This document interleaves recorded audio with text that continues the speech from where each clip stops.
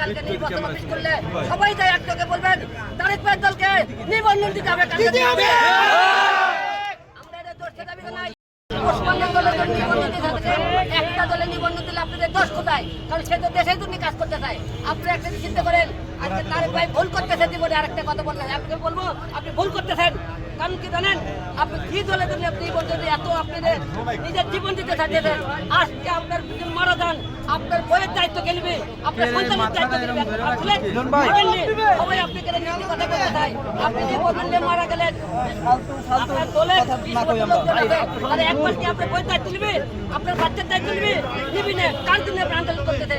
এই দেশের জন্য যত আপনার আন্দোলন করে আসছে, এই দেশের লোক মানে জুতা পিটা করে দেশের 10টা কাজ করবেন, একটা খারাপ করবেন, খারাপ কাজ করবেন হাজার বলে দেবে।